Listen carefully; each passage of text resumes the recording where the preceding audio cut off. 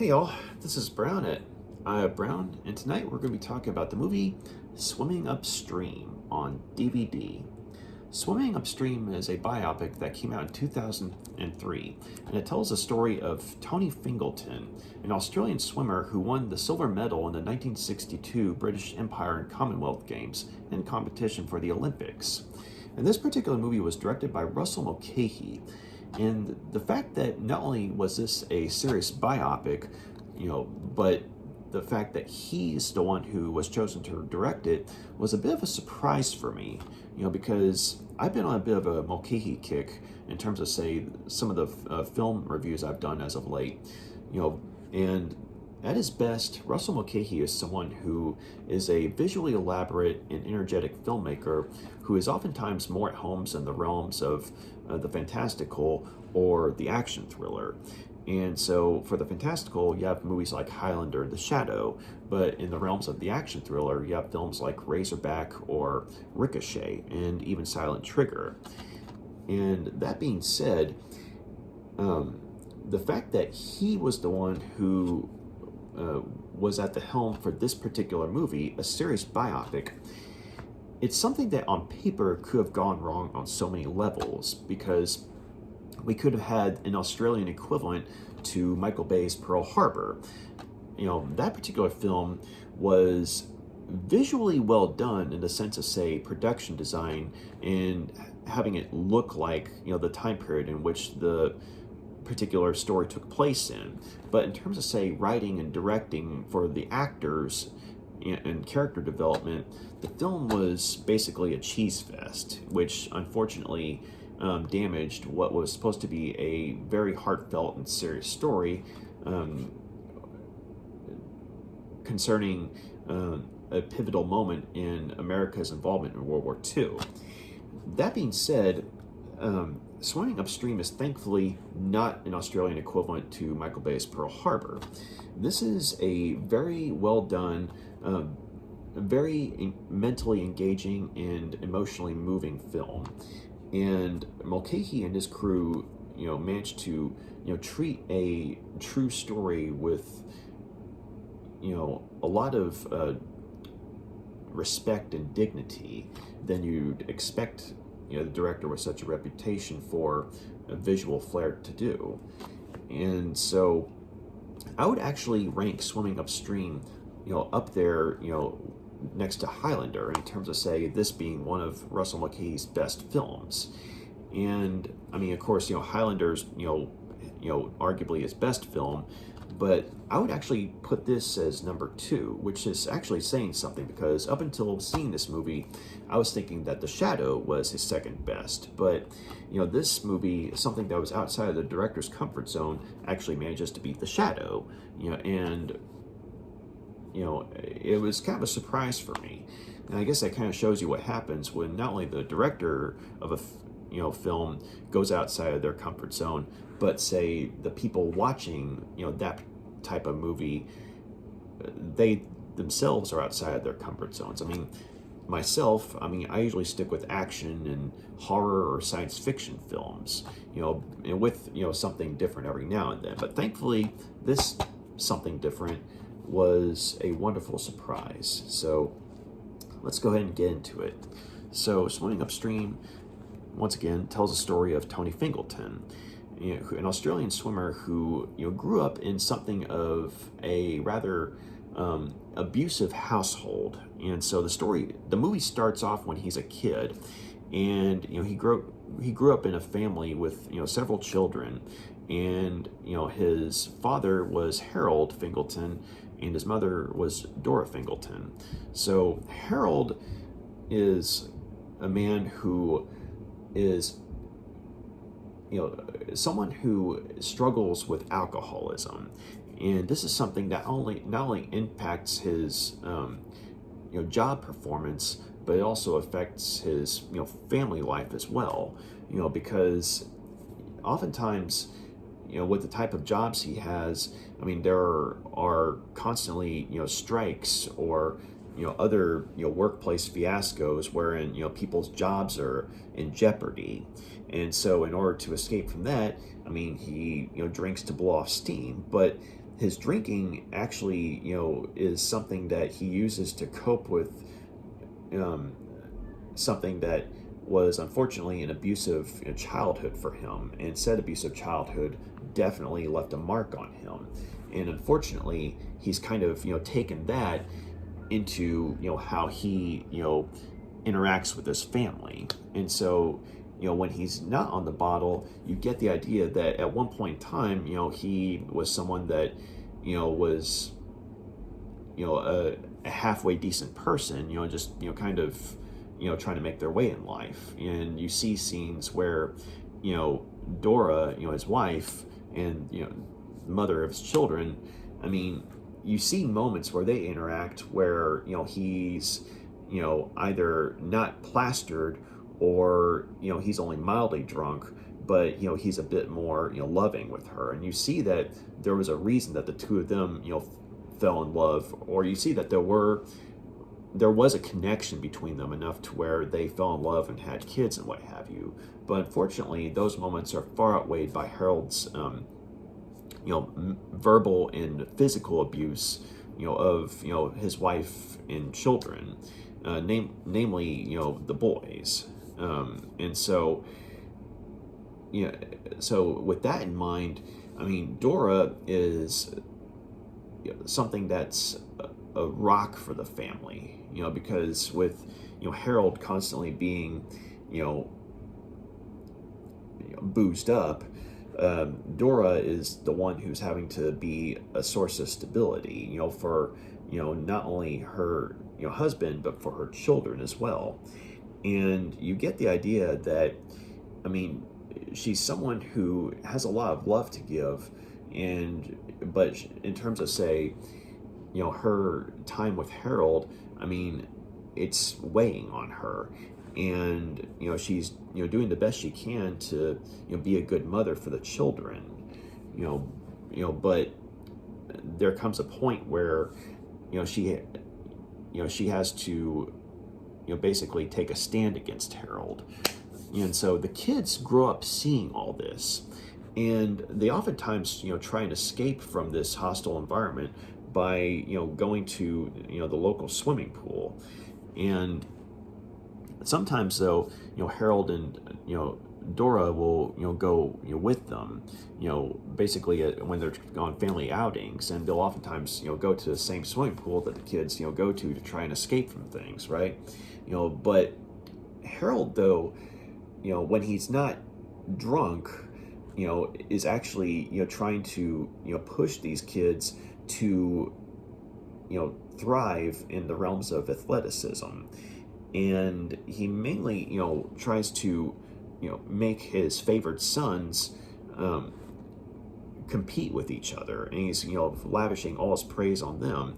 Whereas, Tony is someone who is a bit of a black sheep in his guys, while Dora, his mother, loves him very much and actually, relates more to him than, the favored sons of Harold. I mean, Harold, as any young man would, yearns for the approval of his father. And so, while he realizes that he's never going to be able to be exactly like, his other brothers who are more favored in Harold's eyes, I mean, he does the best he can to, strive athletically, but also to sort of be his own person. So, mind you, at this point, they're still kids, but Harold starts to see that Tony is exceptionally skilled in the backstroke. And so that's something that actually gets his attention, because he sees that this, son that he had initially brushed off has potential and something that distinguishes himself from the athleticism of, his, other brothers who are more gifted and, whom Harold was, favoring, as I guess you could say, the sons that he was living vicariously through. So Harold starts to coach Tony, and in an almost relentless way, to the point where Tony is pushed further and further to excel athletically, and it gets to a point where his father actually starts to develop a bit of a respect for him. I mean, not to a point where he's no longer favoring his other sons, but to a point where he's actually starting to actually see Tony as his son. And so Dora, on the other hand, sees all this, and she's proud of Tony for showing this talent for athleticism, but she's also not wanting him to say live his life just trying to please his father. And so as time goes on and Tony grows up, I mean to a young adult, he and his brothers, I mean their lives change to a point where, say, while Harold still prefers his other sons to Tony, I mean Tony is someone who has become, I guess you could say, the apple of the family in terms of athleticism, because partially due to his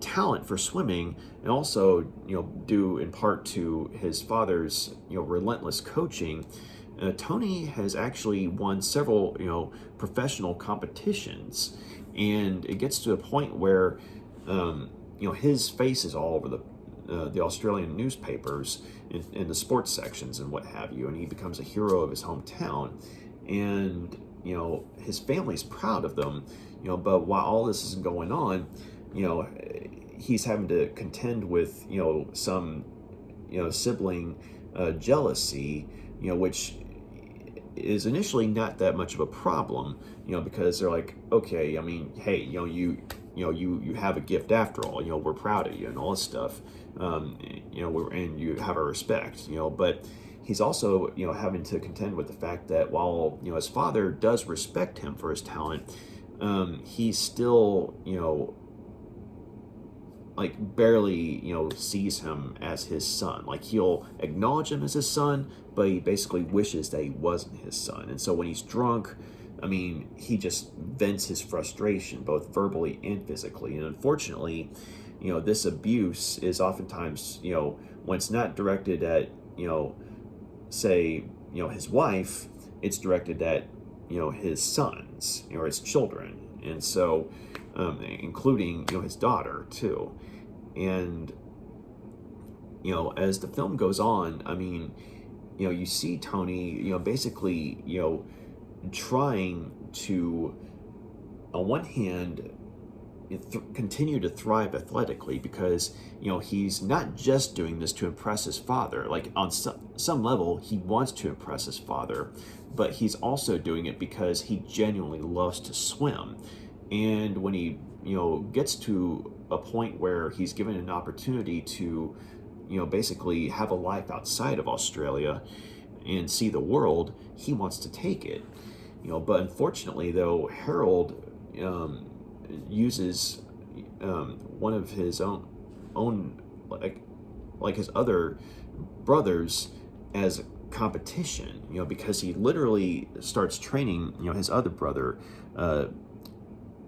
John, to compete against him in some of the games. And this basically drives a wedge between John and Tony, who had actually gotten along quite well prior to this point. And so it's like they're both competing for their father's approval, while also trying to compete for the prestige of these athletic games. But this is a movie that I thought did a wonderful job of showing on one hand what life was like around, say, a certain period in time, like say the 50s and early 60s in Australia, because I mean from looking at pictures and stuff like that, I get it looks like the people who put together the film did their homework in terms of production designs, because this film, it really, like, the sets and everything look like, something you'd see from pictures, of Australia, in the towns and what have you from like say the 50s and 60s. Um, and also, I thought that the film did a wonderful job of, showing how, you know, a character, grew from childhood to young adulthood, and in say something that was a hostile environment, but at the same time, not letting that environment, turn them into, say, an abusive individual. And I liked the fact that, Tony, like, you saw his struggles. I mean, initially there's the struggle physically in terms of, say, trying to maintain, this, high standard of athleticism, but you also see the emotional and mental, struggles that he's going through in terms of, say, wanting to be there for his family and, try and protect them from Harold, but at the same time wanting to, get away from all that and have a life outside of Australia. And also liked how you saw how, Harold, while a lot of the film's, tension and darkness comes from his character, you saw that there was a human being who was decent at one point in their lives. I mean, a troubled human being, but someone who, was decent enough to, actually be able to have a loving relationship, with a woman and, have children with her. And you see, in the character of Dora, you see a mother who, is at odds with herself in the sense that on one hand she's wanting to take the kids and get away from Harold because his violent outbursts are becoming more frequent, and it's just a matter of time before things become irreversible. But on the other hand, though, she's remembering who Harold used to be, and you see these moments where the two of them are reminiscing about something. You see that there was a spark there, and there was a reason that they fell in love at one point. But okay, so it did a good job of showing how, say, a family member, say a mother or a father, in this case the father, being abusive, can adversely affect, those who he in his life, and also how that abuse in turn, can be used to motivate someone to, say, improve themselves to a point where they can get out of there, instead of just getting out of there but not having an idea how to survive in the world, that kind of thing. So acting wise, I thought that all the main players did a wonderful job. I mean, Geoffrey Rush does a fantastic job as the abusive father, as Harold, and I knew Geoffrey Rush was a wonderful actor. I have yet to see him in the movie Shine, but I saw him in The King's Speech and loved him in that movie. King's Speech, check that one out. But this was my first time seeing him in a role that was as dark as it was. And so it was, I mean, it's not a surprise that he gave as good of a performance as it was, but he was able to work with the screenplay, in the direction to, give us a character who, yes, was an abusive individual, but was also a complex one, in the sense that, for those who have some experience in terms of, say, dealing with alcoholics, they can probably attest to the notion that, people who are afflicted with alcoholism, a good amount of the time, they're individuals who tend to be abusive, or unpleasant to be around. But then other times, there'll be enough of, their old selves, to where, you know, people are, you know, lulled into a sense of false security, and that, you know, hey, you know, this person, that the person that we liked and cared about is still in there, you know, hey, you know, maybe we should give them another chance, you know. But, you know, unfortunately, you know, the demons of alcoholism, you know, basically outweigh, you know, those good moments. And I thought that, you know, this particular film did a good job of showing that. And Geoffrey Rush did a wonderful job conveying that as well, because there are moments where, you know, like, you can understand where he's coming from in terms of, say, I mean, you understand him as a human being in a sense of, you know, living vicariously through, you know, his athletically talented children. But on the other hand, though, you know, you want him, you know, to be knocked down several pegs because of how abusive he is, both, you know, verbally and physically. And then there are moments where you actually feel sorry for him, in the sense that you saw, I mean, you find out some stuff about his past, you know, courtesy of, you know, Dora's exposition in one rather memorable, you know, and moving scene between her and Tony.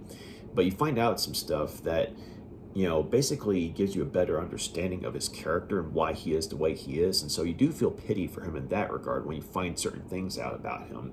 But at the same time, this is someone who needs to be stopped. This is someone who, you know, needs to be, you know, basically isolated from his family until he can, you know, get his, you know, damage repaired and become a better person.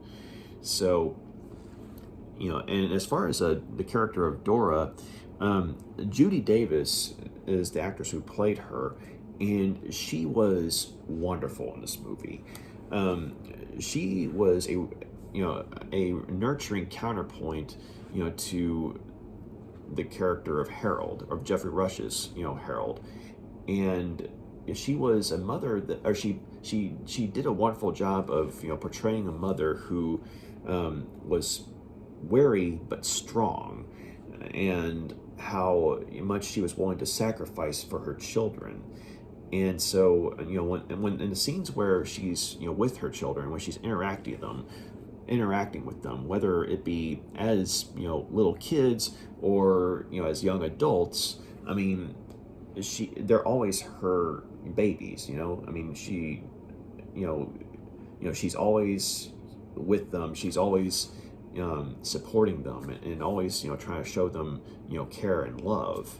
And, you know, she's trying to also be a shield, you know, in between them and Harold, you know, because, you know, she, you know, tries to take any sort of verbal or physical abuse that Harold throws out, you know, and protect, you know, the kids from all that.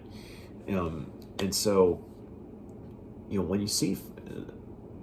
you have moments where, you know, she opens up to, say, you know, Tony or, you know, one of her friends about some of the stuff, you know, that's gone on between her and Harold, I mean, you see someone that, you know, basically they themselves, while they themselves are a rock, you know, for the children, they themselves, you know, oftentimes need someone to confide in as well.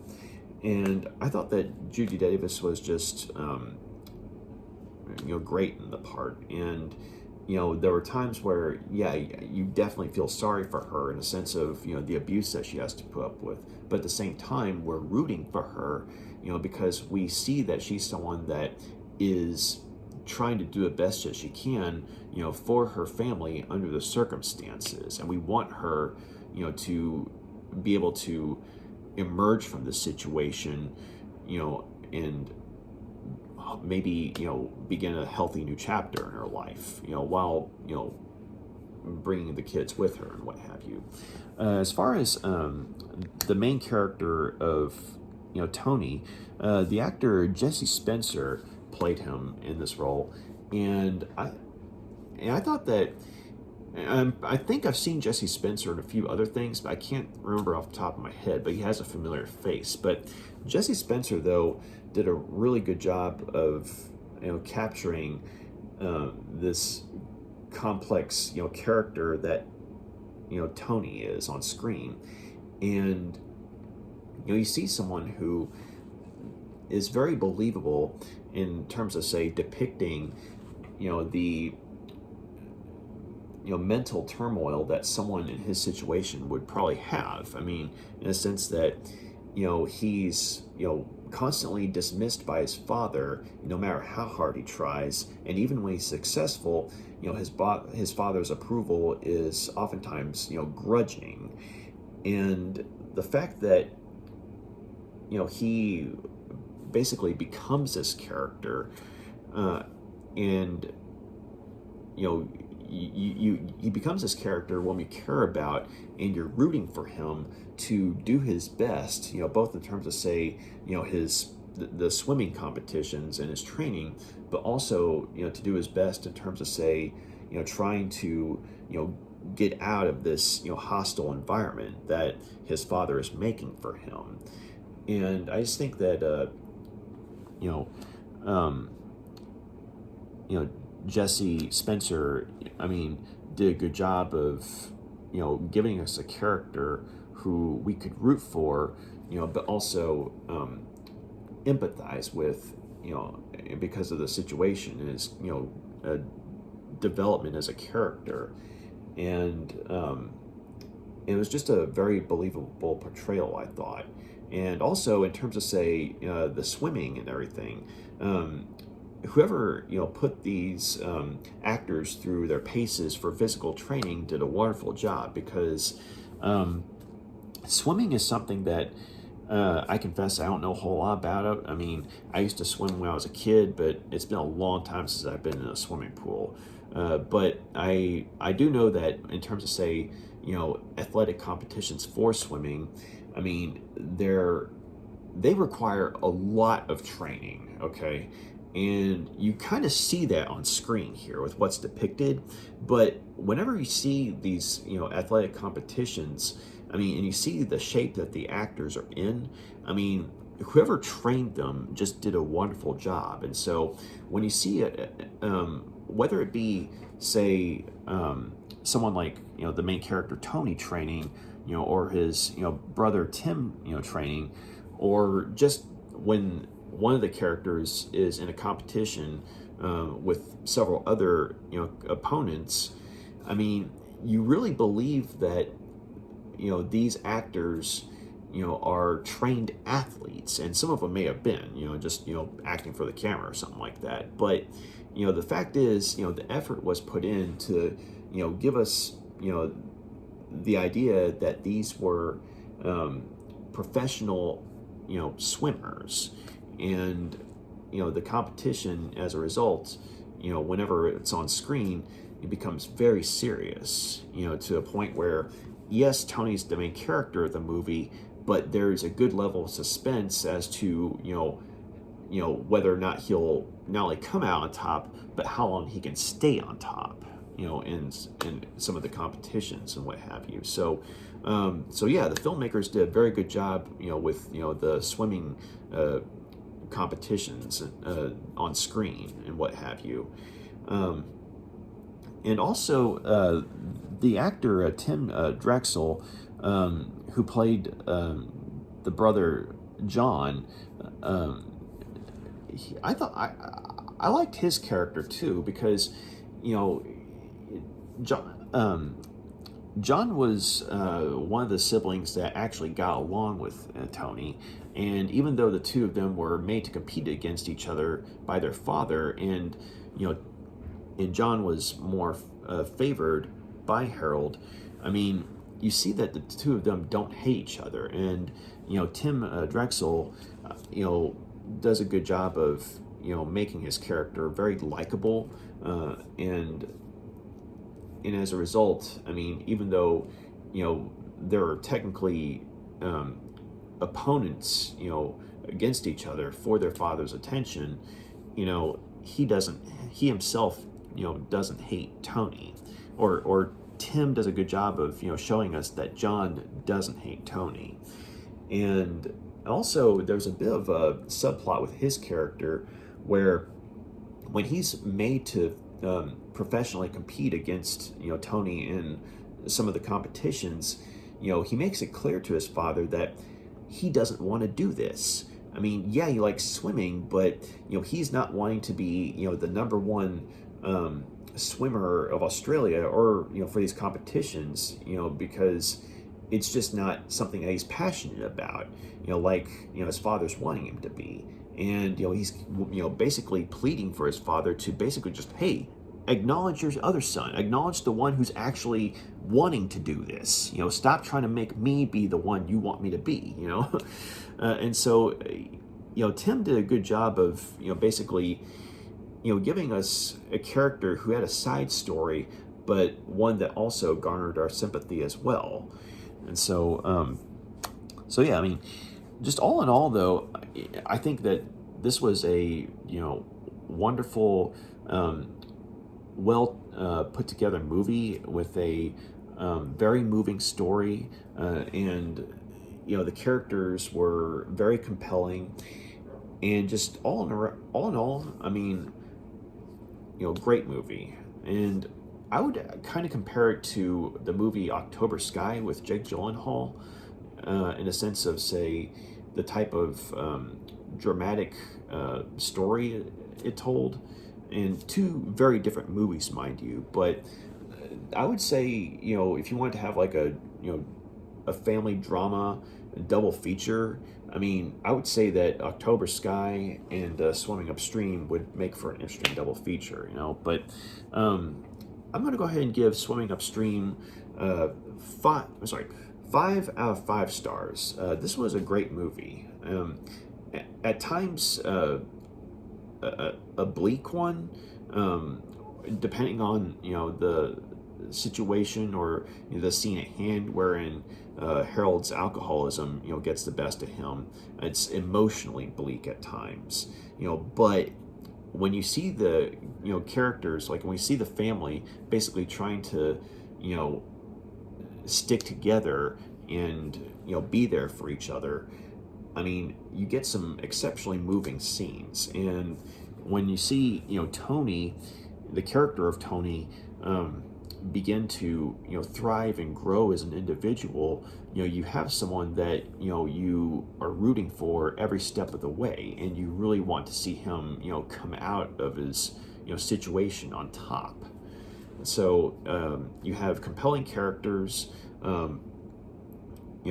wonderful actors playing these characters, and you also have a movie that just it looks wonderful. I mean, the production design, I mean, they did a wonderful job making it look like the time period that the story took place in. And you also have a good music score. Let's see, who did the score? Sorry, give me a sec. Johnny Klimek. Yeah, Johnny Klimek. Sorry about that. It's like I have a hard time finding it on here, but I was able to find it on my notes. But he kind of goes with some of the other composers that Russell Mulcahy has worked with, and in a sense of crafting, I guess you could say, an almost atmospheric score at times. You have the films like, say, Razorback and Highlander, which do a good job of immersing you in an almost surreal or fantastical environment at times, and the music would kind of go along with that. But then in a movie like this, a serious biopic, you have a score that is oftentimes nostalgic when it comes to, say, some of the scenes of, say, like Dora trying to cheer her children up in spite of a bad situation, or when she's having a heartfelt conversation with her son Tony about his father and her husband. And then you have this sort of somber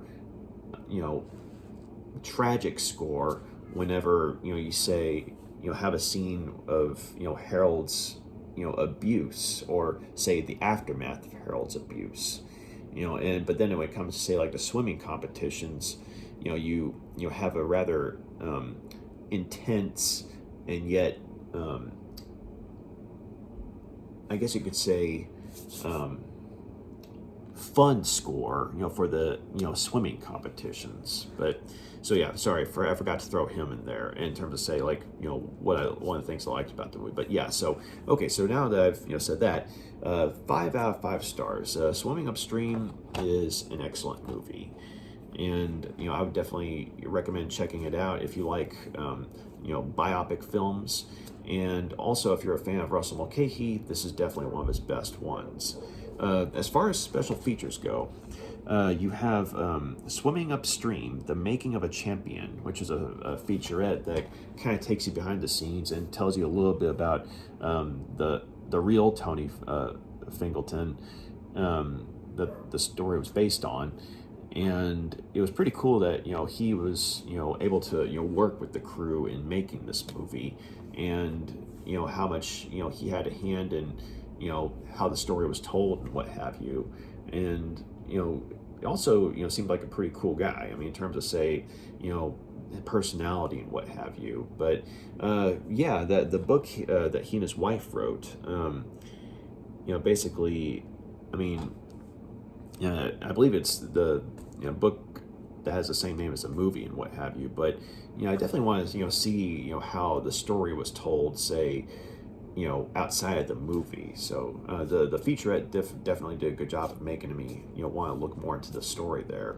And also it was pretty cool seeing some of the actors at that point in time, and where they were in their careers and their lives and what have you. You also have a few deleted scenes, or more than a few deleted scenes, and I do wish that there is a scene or two that I think would have made certain parts of the movie better.